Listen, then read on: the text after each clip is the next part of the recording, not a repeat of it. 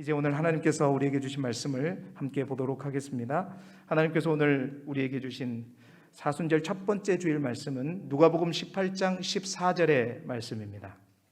신약성경 126쪽에 있는 누가복음 18장 14절의 말씀을 제가 봉독하도록 하겠습니다.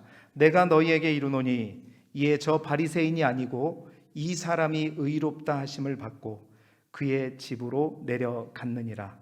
무릇 자기를 높이는 자는 낮아지고 자기를 낮추는 자는 높아지리라 하시니라. 아멘. 오늘은 누가복음의 말씀을 가지고 설마 이게 문제일 줄이야. 말씀이 좀 특이하죠. 제목이 설마 이게 문제일 줄이야 라는 제목으로 말씀의 은혜를 함께 나누도록 하겠습니다. 여러분, 광고 드린 대로 사순절기가 시작되었습니다. 해마다 사순절기가 다가오지만 올해는 다른 때보다 조금 일찍 된 것 같습니다. 사순절기는 재의 수요일부터 시작된다고 하죠. 재를 이마에 바르면서 십자가 모양으로 바르면서 시작되는데, 초대교회에서는 이 재의 수요일에 회개를 상징하는 베옷을 그 위에 입고 재를 뿌리면서 재라는 게 그건 거잖아요.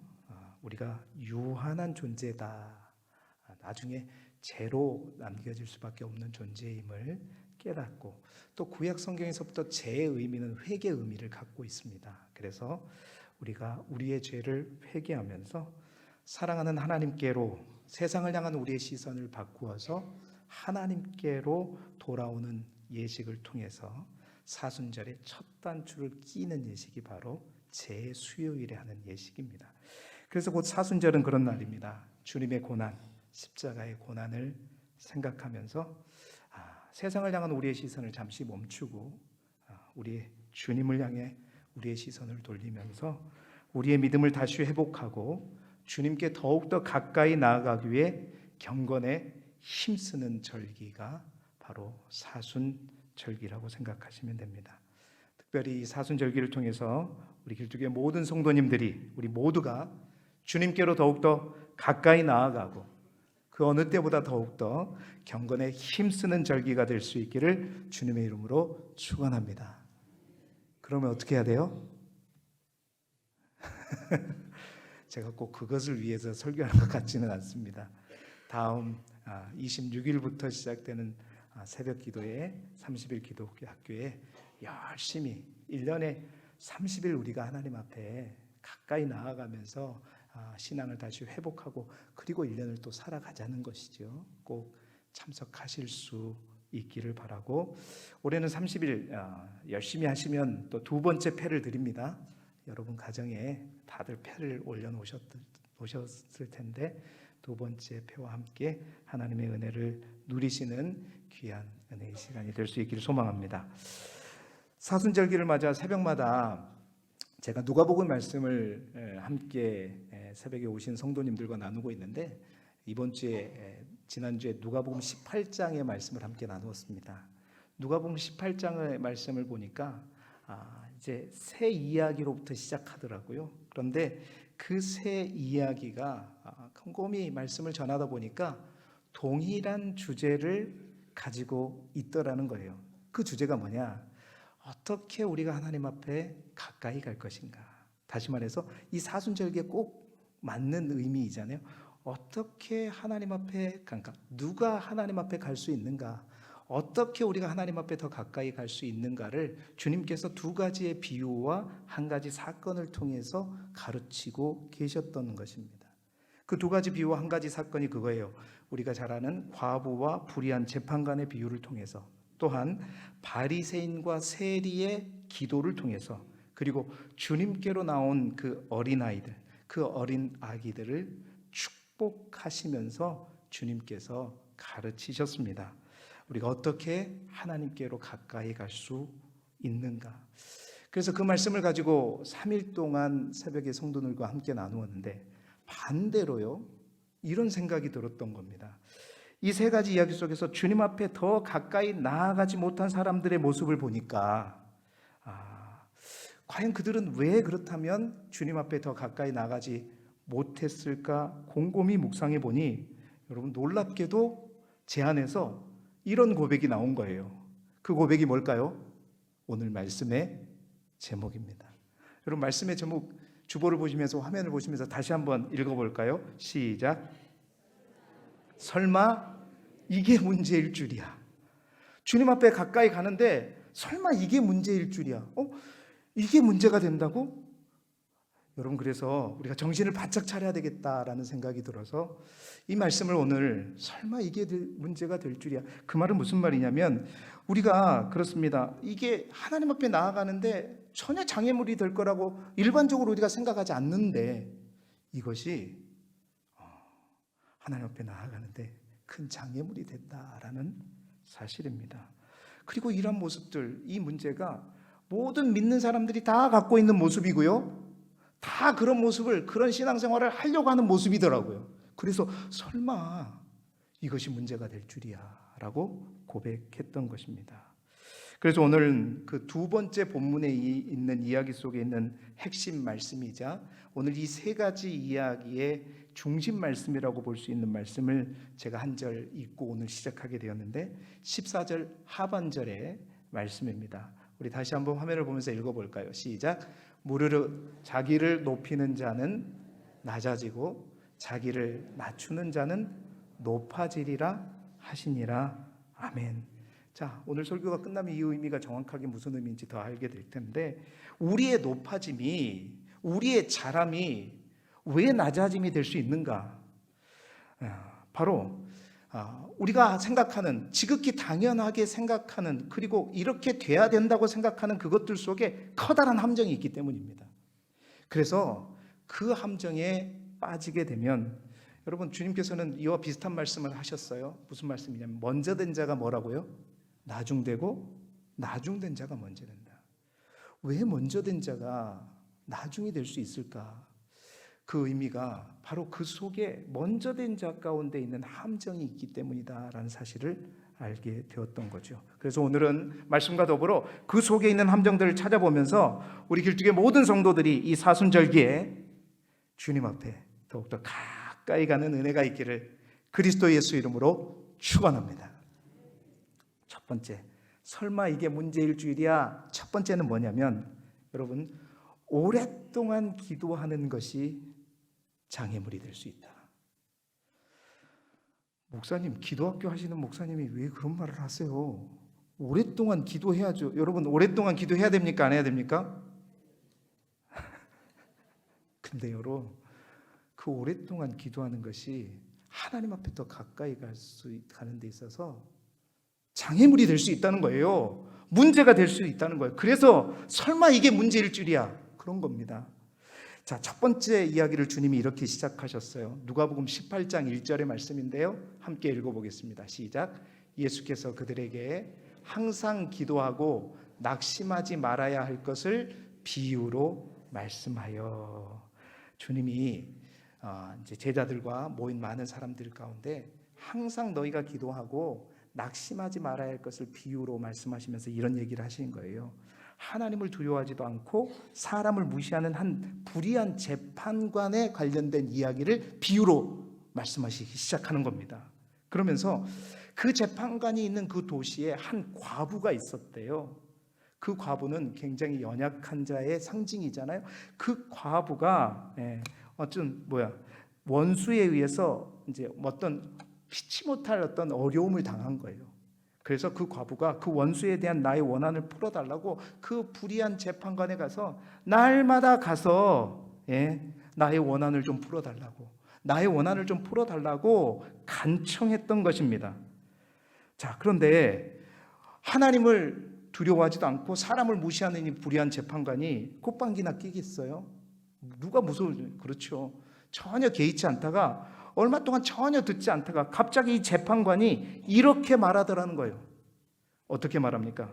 내가 하나님을 두려워하지도 않고 사람을 무시하지만 이 과부가 나를 번거롭게 하니까 내가 그 원한을 풀어주겠다. 풀어주리라. 그러면서 그렇지 않으면 왜? 늘 이 과부가 나를 와서 어떻게 해요?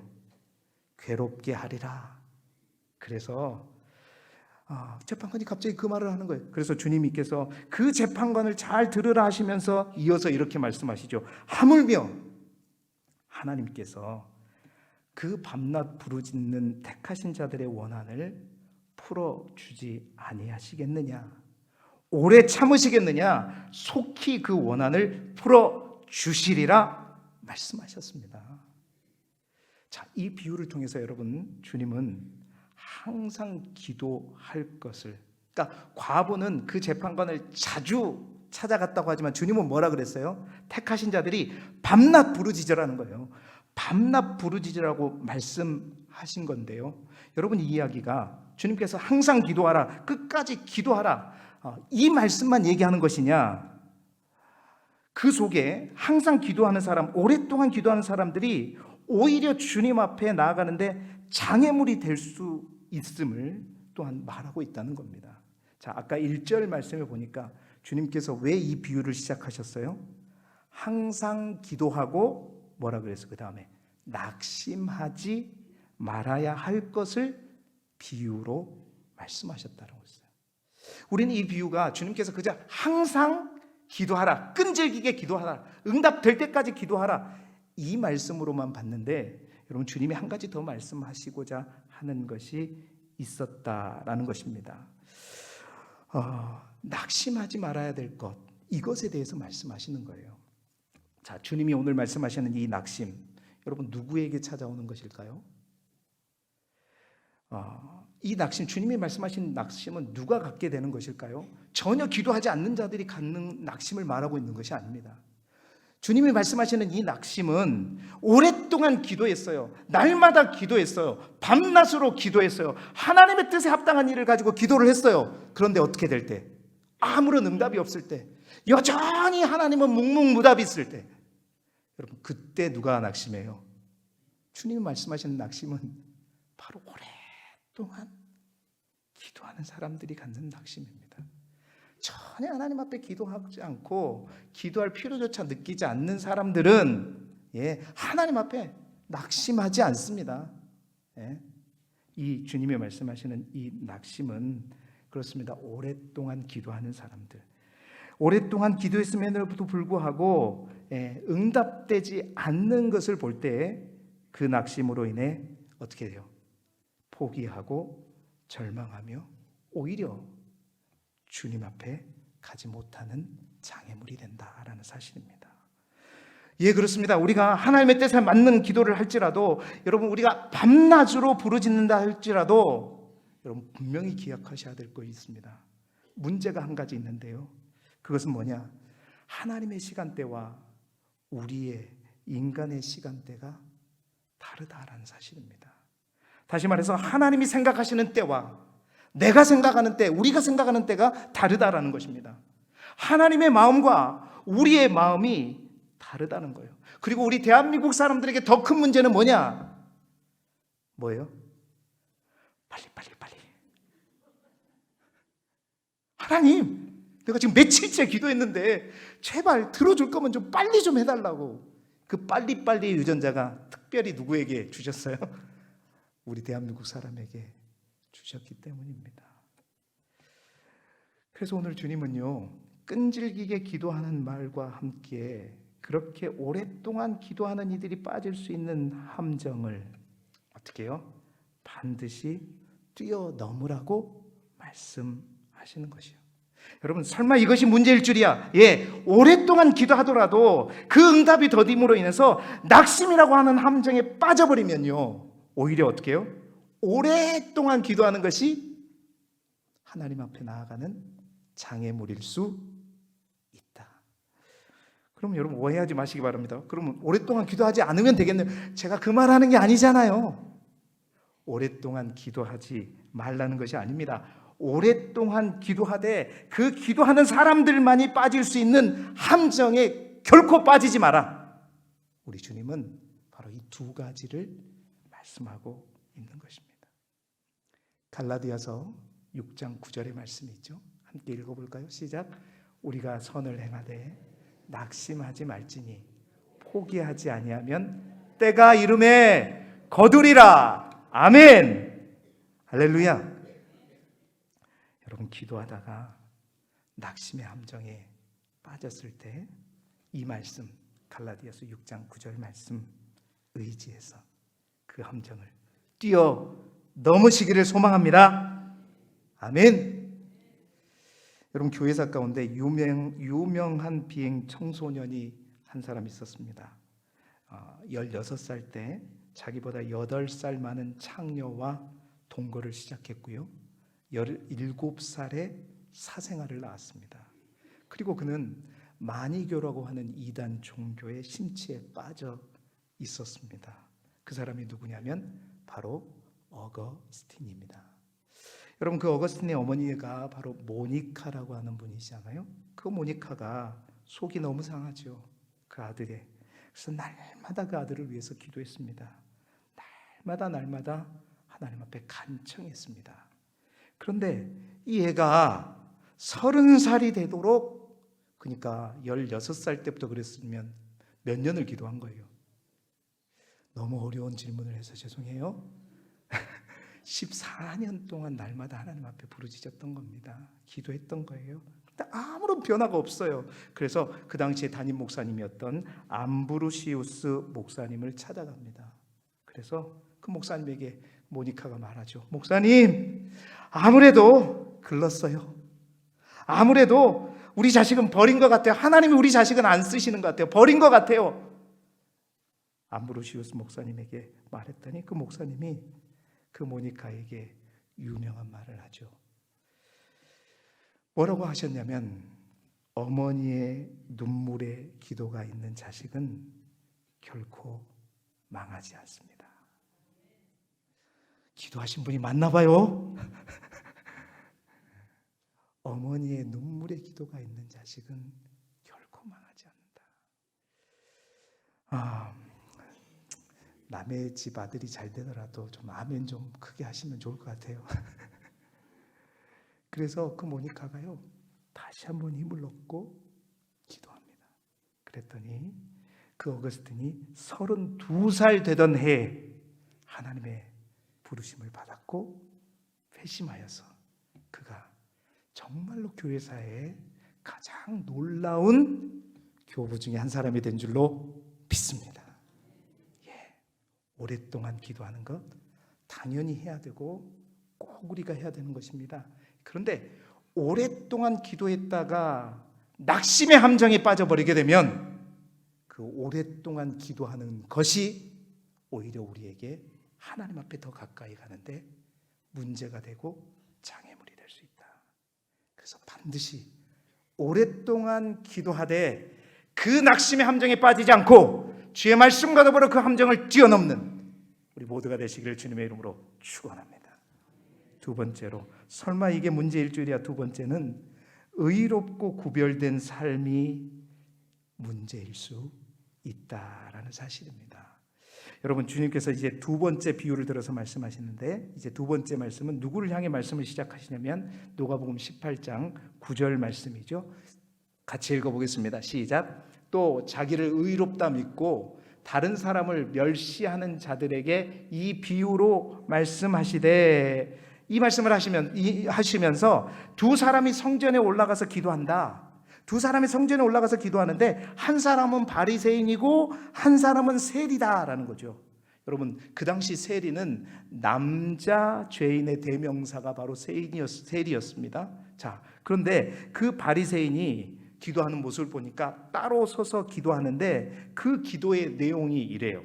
세번역 성경을 통해서 여러분에게 말씀드리자면 이렇게 기도합니다. 하나님, 감사합니다. 나는 남의 것을 빼앗는 자나 불의한 자나 가늠하는 자와 같은 다른 사람과 같지 않으며 더구나 이 세리와는 같지 않았습니다. 하나님, 나는 일해에 2번씩 금식하고 내 모든 소득의 11조를 하나님께 바쳤습니다. 아멘! 그러면서 기도하는 겁니다. 여기서 아멘 하시면 안 돼요. 네. 여러분, 자기 자랑인지 기도인지 알 수 없지만 딱 봐도 예수님께서 소두에서 말씀하신 자기를 의롭다 믿고 다른 사람을 멸시하는 자가 바로 누구인가를 분명히 말해주죠. 이 바리새인이었던 것입니다. 이에 반해 여러분, 세리는 어떻게 기도했냐면, 하나님의 성전에 왔지만 그 하나님이 계신 성소에 가까이 가지도 못했습니다. 가까이 가지도 못하고 멀리 서서 가까이 가지도 못하면서 하늘을 우러러 하나님을 볼 엄두도 내지 못했어요. 왜? 자신이 죄인이라고, 정말 극악한 죄인이라고 생각했기 때문이죠. 그래서 엄두도 못 내면서 이렇게 기도하는 겁니다.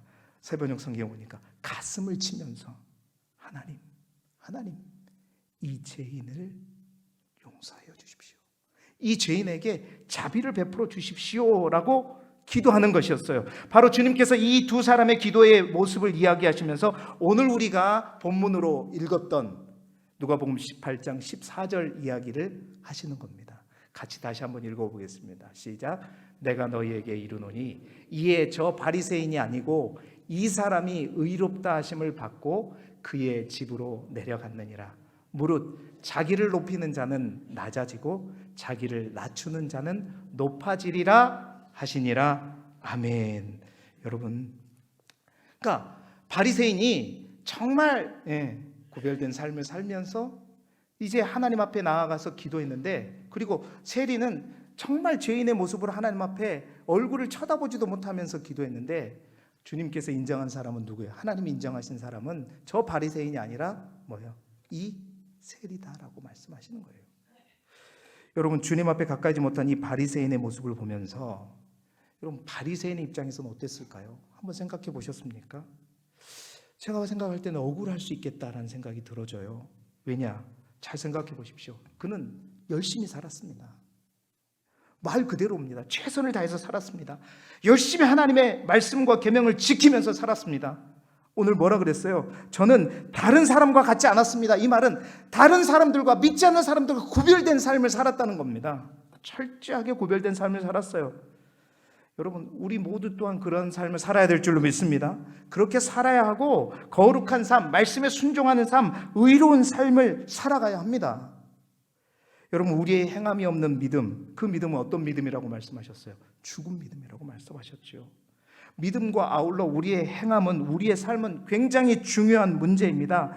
우리는 그래서 끊임없이 우리의 삶을 통해서 하나님 앞에 영광 올려드리기 위해서 의로운 삶, 구별된 삶, 경건의 삶을 살아야 되지요. 그리고 그렇게 살려고 애를 씁니다. 그렇게 살아야 하고요. 그런데 여러분, 그렇게 살아가는 사람이 당연하다고 우리 생각하는데, 바로 그러한 삶이 하나님 앞에 나아가는데 그러한 열심이 장애물이 될 수 있다라는 거예요. 왜 그렇습니까? 바로 내가 그러한 삶을 살았기 때문에, 그토록 열심히 살았기 때문에, 잘 살았기 때문에, 구별된 삶을 살았기 때문에 오늘 바리새인이 그런 것처럼 내가 의롭다고 믿고 그것을 넘어서 교만해져서 나와 다른 사람을 비교하면서 그 사람을 멸시하고 그 사람을 뭔가 낮추게 봤을 때, 여러분, 그것으로 인해 결국 하나님 앞에 더 가까이 나아간 것 같고 열심을 다해서 산 것 같지만 그 열심히 살아버렸던 그 삶이 하나님 앞에 나아간 데 있어서 오히려 득이 되는 것이 아니라 뭐가 되었어요? 장애물이 되었습니다. 장애물이 되었습니다. 그렇습니다. 자신이 정말 의롭다고 믿고 그것을 넘어서 교만해져서 그 함정에 빠져서 다른 사람과 비교해 그들을 멸시할 때 오히려 자신이 철저하게 죄인임을 알고 하나님 앞에 회개하면서 얼굴조차 들지 못했던 세리보다 하나님 앞에 더 가까이 가지 못한 모습을 보게 되는 것이죠. 여러분, 오늘 이 말씀 역시 제가 여러분 모두에게 의로운 삶, 그리스도인으로서 구별된 삶을 살지 말아라는 이야기가 아닙니다. 우리는 최선을 다해 정말 그리스도인답게 구별되고 믿음에 합당한 삶을 살아야 합니다. 그런데 그것으로 인해서 우리가 마치 하나님 앞에 의인이 된 것처럼, 의인이 된 것인 양 다른 사람을 멸시하며 우리가 교만한다면, 설마 우리의 열심이, 우리의 최선이, 우리가 최선을 다해서 산 것이 하나님 앞에 나아가는데 더 장애물이 될 수 있다라는 것입니다. 문제가 될 수 있다는 거예요. 사랑하는 성도 여러분, 우리가 정말 의인이면 얼마나 의인이겠습니까? 여러분, 비행기들 다 타보셨죠? 멋질까요? 비행기도 안 타보신 것 같은데 이해를 할 수 있을런가 모르겠네요. 여러분, 비행기를 타고 위에 올라가시면 그 아래 우리가 사는 곳을 한번 바라보신 적이 있어요? 아무리 높은 빌딩이라도, 산이라도, 뭐 서울의 롯데 월드타워가 가장 높다고 하잖아요. 우리나라에서 가장 높은 빌딩이라도 땅에서나 보면 높지 하늘에서 보면 어떡하죠? 다 똑같습니다. 다 그래요. 여러분, 하나님의 보시기에 우리의 모습이 그렇습니다. 이 땅에서나 보면 우리가 의로운 것 같이 여겨지지만요, 하나님 앞에 섰을 때 우리의 의로움은 아무것도 아닙니다. 똑같은 죄인이에요. 죄인이에요. 그래서 우리는 교만하면 안 됩니다. 그런데 여러분, 이 교만이 하나님 앞에 그리스도인들로서 막 사는 사람들이 하나님 앞에 교만하지 않는다는 거예요. 잘 보세요. 신앙생활 대충 하고 마음대로 한 사람이 교회 와서 교만합니까? 절대 그렇지 않아요. 교만한 사람 다 누가 가느냐? 바리새인처럼 내가 구별된 삶을 살았습니다. 정말 열심히 사역했습니다. 최선을 다했습니다. 다른 사람과 구별되고, 하나님이 계신 일들을 최선을 다. 그런 사람들이 빠지는 함정이 뭐예요? 교만이라고 하는 함정이에요. 그래서 그렇습니다. 교만한, 우리가 의롭고 구별된 삶이 그래서 하나님 앞에 나아가는 데도 장애물이 될 수 있다라는 것입니다. 잠언 16장 18절의 말씀, 우리가 너무나도 잘 아는 말씀이죠. 교만은 패망의 선봉이요 거만한 마음은 넘어짐의 앞잡이입니다. 바리새인이요, 의롭게 살려고 한 게 문제가 아닙니다. 그의 문제는 잘못된 착각 속에서 내가 의롭다라고 믿고 끊임없이 나와 다른 사람을 비교하며 다른 사람을 비방하고 멸시했던 것, 이게 문제인 것이죠.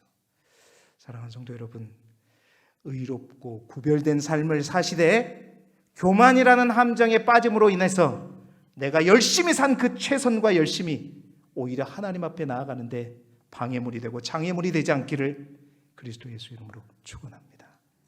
세 번째는요, 설마 이게 문제일 줄이야. 세 번째는 뭐냐? 오랫동안 믿는 것이 장애물일 수 있습니다. 오랫동안 믿어야죠. 조금 믿다가 말면 안 되죠. 오랫동안 믿어야 되는데, 그런데 여러분, 내가 오랫동안 수십 년 동안 모태신앙으로부터 지금까지 내가 열심히 믿은 게 오히려 그것이 하나님 앞에 더 가까이 갈 수 있는 장애물 또한 될 수 있다는 겁니다. 자, 두 가지 비유를 주님께서 마치신 후에 사람들이 예수님이 기도해 주시기를 바라고 자기 아기를 데리고 왔습니다. 그러자 예수님께서 곁에 있던 제자들이 그 아기를 오지 못하도록 이제 말리는 것을 보시고 그 제자들을 보고 꾸짖었습니다. 그리고 주님께서 이렇게 말씀하셨죠. 누가복음 18장 16절 말씀입니다. 같이 읽어보죠. 시작. 예수께서 그 어린아이를 불러 가까이 하시고 이르시되 어린아이들이 내게 오는 것을 용납하고 금하지 말라. 하나님의 나라가 이런 자의 것이니라. 아멘. 여러분, 이 말씀은 어린아기를 무시하는 제자들, 그리고 만약 자신들이 오랫동안 믿었기 때문에 나는 다르다, 그러니까 주님과 가까이 있다고 생각하는 이들을 향해 하시는 주님의 말씀입니다.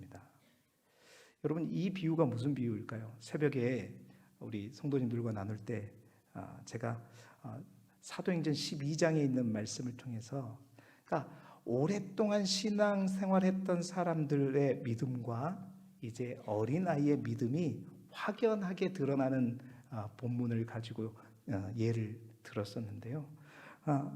여러분, 사도행전 12장에 보게 되면 교회의 박해가 시작되죠. 그래서 교회 지도자 중에 한 사람인 야고보가 순교를 당했습니다.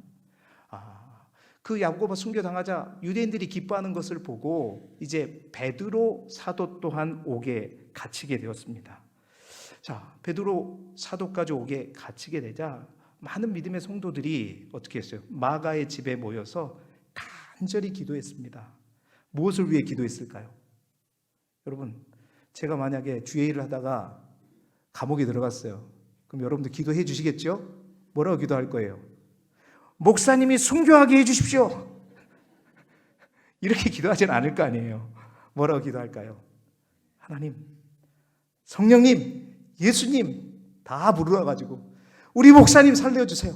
주의 일을 하다가 옥에 갇혔습니다. 내일이 처형날인데 오늘 하나님 역사해 주셔서 살려주시고 감옥에서 풀려나게 해달라고 아마 그렇게 기도했을 거예요. 마가의 집에 모여서 모든 성도들이 같이 기도하는데 그 중에 누가 있었냐면 로데라고 하는 어린아이가 있었어요. 어린아이가 있었어요. 소녀가 있었습니다. 성경에는 로데라 하는 여자아이라고 말하고 있죠. 자, 그들의 기도를 하나님께서 들으셨어요. 의인의 간구가 역사하는 힘이 크잖아요. 그래서 하나님께서 호련히 주의 사자를 그 감옥에 보내주셨습니다. 그 기적적으로 베드로가 풀려났어요. 그 베드로가 풀려나서 가장 먼저 성령이 이끄셔서 갔겠죠.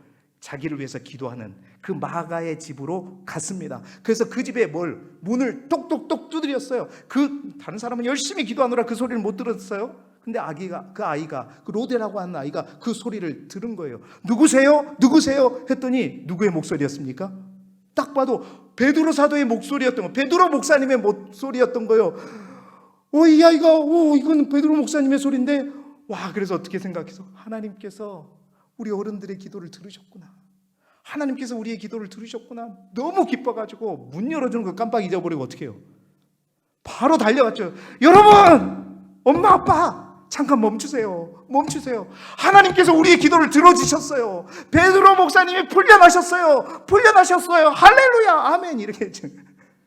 자, 그 소리를 듣고 함께 기도하던 성도님들이 어떻게 했을까요? 아멘, 할렐루야 이렇게 했어요? 제가 어떻게 반응했는지 사도행전 12장 15절을 여러분에게 보여드릴게요. 같이 읽어보시죠. 사도행전 12장 15절 말씀입니다. 시작. 그들이 말하되 네가 미쳤다 하나 여자아이는 힘써 말하되 참말이라 하니 그들이 말하되 그러면 그의 천사라 하더라. 여러분 찔리지 않아요? 지금 뭘 위해서 기도하고 있습니까? 풀려나게 해주십시오. 역사가 일어나게 해주십시오. 기적적으로 풀려나니 은혜가 있게 하여 주시옵소서. 기도하고 있는데 그 일이 일어났는데 그 아이는 된 번 알아보고 아멘 하면서 믿음으로 그렇게 기뻐하고 했는데 아니라고 진짜라고 했는데도 네가 미쳤냐? 아니요, 정말입니다. 내가 들었어요. 아이고, 베드로가 아니겠지. 누구지? 천사겠지. 여러분, 기적이 일어났음에도 불구하고 믿지 못하는데 기적이 일어나지 않는 가운데 기도할 때 그들은 어떤 마음으로 어떤 믿음으로 기도했을까요? 도대체 우리의 믿음의 주소가 혹 이러지 않을까요? 주님이 말씀하시는 어린아이와 같은 마음은 하나님 앞에 기도할 때 그냥 있는 그대로 믿는 것입니다. 순수한 믿음으로 믿는 것입니다. 될 줄로 믿고 그냥 온전히 믿는 것입니다. 그런데 우리의 믿음이 처음에는 그런 어린아이와 같은 믿음이었단 말이에요. 그런데 어느새 시간이 가면서 오랫동안 지나면서 10년, 20년, 30년을 믿으면서 우리의 믿음이 우리가 다 어른들이 되어버렸습니다. 순수했던 그 믿음이 그렇습니다. 세속화되어 버렸습니다. 세상 굳은 일 다 겪으면서 세상이 만만치 않다는 사실들을 알게 되면서 하나님의 능력과 하나님의 말씀보다는 세상과 환경을 더 보게 되고 그러면서 우리의 믿음 안에 불순물이 들어와 버린 거죠. 그것이 어른들의 믿음이었고 기도하면서도 믿지 못한 그들의 믿음이었던 것입니다. 여러분, 우리가 오랫동안 믿는 것이 정말 하나님 앞에 오랫동안 믿었다고 해서 하나님 앞에 더 가까이 갈까요? 오늘 성경은 우리에게 분명히 말하고 있습니다. 설마 이게 문제일 줄이야? 내가 오랫동안 믿었는데 내 믿음이 지금 몇 년인데 여러분, 오히려 그 오랫동안 믿음으로 인해서 우리의 믿음이 더욱더 혼탁해질 수 있고 더럽혀질 수 있기 때문에 우리의 오랜 신앙의 연력이 하나님 앞에 오히려 다가가는데 문제가 될 수 있고 장애가 될 수 있다. 그래서 주님께서 말씀하셨습니다. 마태복음 18장 3절 하반절 같이 읽어볼까요? 시작. 너희가 돌이켜 어린아이들과 같이 되지 아니하면 결단코 천국에 들어가지 아멘하셔야 됩니다, 여러분. 아멘하셔야 됩니다. 우리의 믿음을 자꾸 돌이키지 않으면 오랫동안 믿는 것이 되려 하나님 앞에 나아가는데 장애물이 될 수 있습니다. 우리의 믿음이 날마다 깨끗해지고 순수해지고 하나님만 믿는 절대적인 믿음이 될 수 있기를 그리스도 예수 이름으로 축원합니다. 설마 이게 문제일 줄이야? 예, 하나님 앞에 가까이 가는데 오랫동안 기도하는 것, 철저하게 열심히 의롭게 구별되게 사는 것, 오랫동안 신앙생활하는 것, 여러분 그것 또한 하나님 앞에 가는데 오히려 장애물이 될 수 있습니다. 오랫동안 기도하더라도 낙심에 빠져버리면 하나님 앞에 더 나아가지 못하는 것이고, 정말 열심히 최선을 다해 의롭게 살아도 교만에 빠지면 오히려 하나님 앞에 나아가지 못하고, 오랫동안 신앙생활을 했을지라도 우리의 믿음이 자꾸 돌이켜 어린아이와 같은 믿음이 되지 못하면 하나님 앞에 결코 나아갈 수 없습니다.